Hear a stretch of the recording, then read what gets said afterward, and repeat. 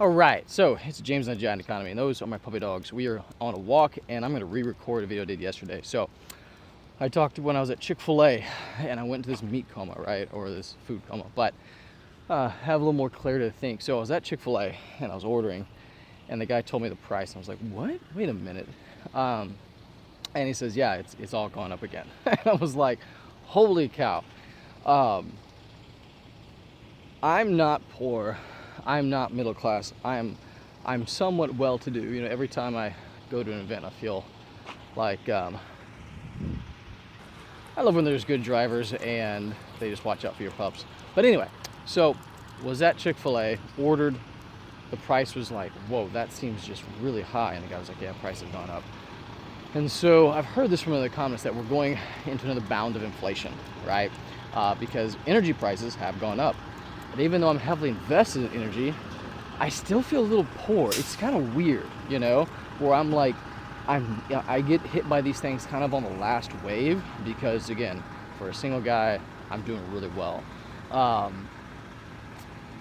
But my point is this, is that even ordering Chick-fil-A, I'm feeling poor. Am I poor? No, but I'm starting to feel that way, right?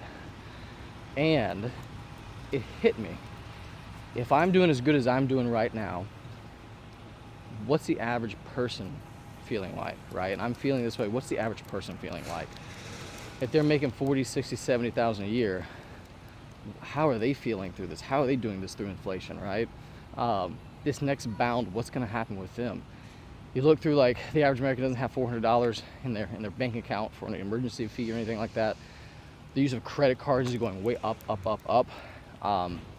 And I think if I heard right last, people are starting to default on their credit cards because they're getting cut off. You know, people want to keep up with the Joneses, the Kardashians, and they're not investing in assets. They're not investing in things that make money while they're asleep, right?